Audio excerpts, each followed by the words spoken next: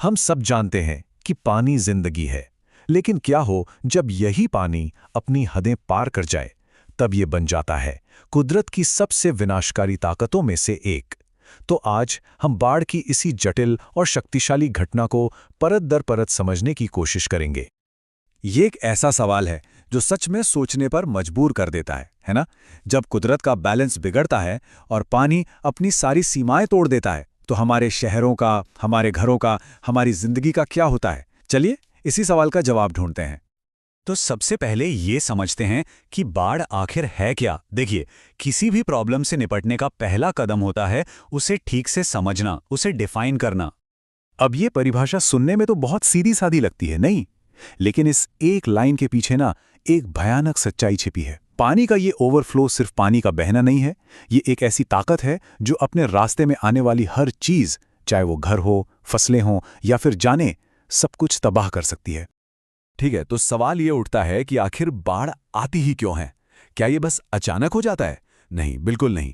इसके पीछे कुछ बहुत ही ठोस वजह होती हैं, कुछ कुदरती और कुछ हमारी यानी इंसानों की बनाई हुई, और इन्हें समझना बहुत बहुत जरूरी है। मोटे तौर पर देखें तो इसकी 4 बड़ी वजह हैं। अब इनमें से कुछ तो पूरी तरह से नेचुरल हैं, जैसे कि बहुत ज्यादा बारिश, लेकिन कुछ में, जैसे कि शहरीकरण, सीधा सीधा इंसानी हाथ होता है। और मजे की बात यह है कि अक्सर ये वजहें अकेली नहीं आती, बल्कि मिलकर एक बहुत बड़ी आपदा खड़ी कर देती हैं। ये तो सबसे कॉमन वजह है। हम सब जानते हैं, जब बहुत दिनों तक या बहुत ही तेज बारिश होती है ना, तो नदियों और नालों की भी एक लिमिट होती है। वो ओवरफ्लो हो जाते हैं, जमीन भी और पानी नहीं सोख पाती, और नतीजा ये होता है कि सारा पानी शहरों और गांवों में घुस जाता है। अब बात करते हैं कोस्टल एरियाज की, मतलब समुंदर के किनारे वाले इलाकों की। वहां के लिए ये एक बहुत बड़ा खतरा है।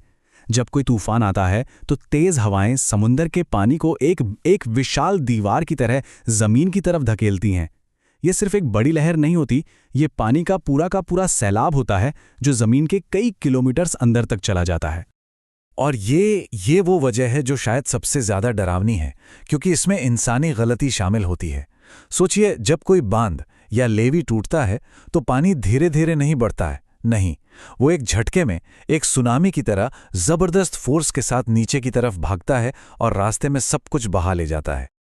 इसको ऐसे समझिए, कच्ची जमीन एक स्पंज की तरह होती है ना? पानी सोख लेती है। लेकिन हम क्या कर रहे हैं?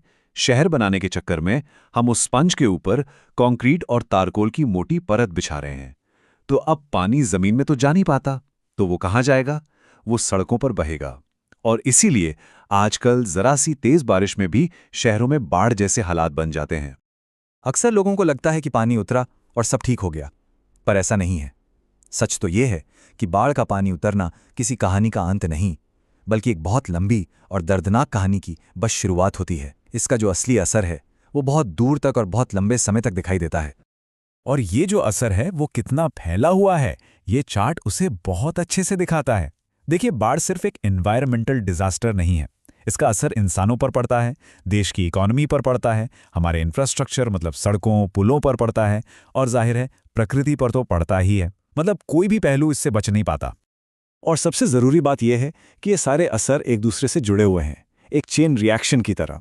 सोचिए, इंफ्रास्ट्रक्चर तबाह होता है तो इकोनॉमी ठप हो जाती है, लोगों को अपने घर बार छोड़ने पड़ते हैं, तो एक सोशल क्राइसिस खड़ा हो जाता है, और इसीलिए बाढ़ के बाद वापस पटरी पर लौटना इतना मुश्किल होता है। तो ठीक है, हमने वजहें समझ लीं और उसके खतरनाक नतीजे भी देख लिए।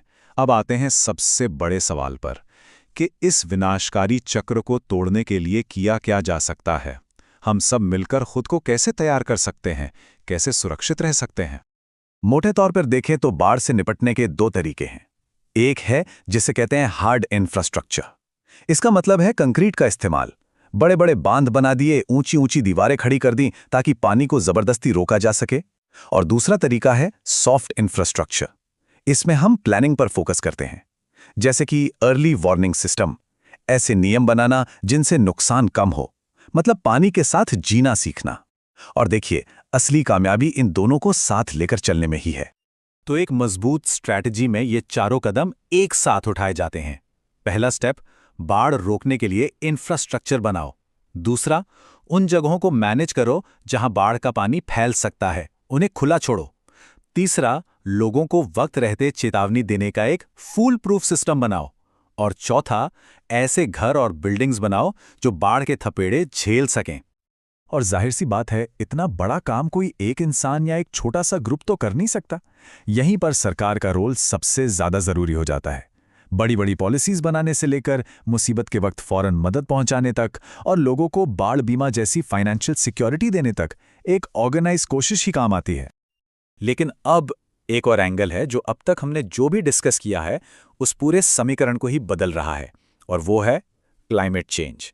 ये एक ऐसा फैक्टर है जो बाढ़ के खतरे को एक बिल्कुल ही नए और ज्यादा खतरनाक लेवल पर ले जा रहा है।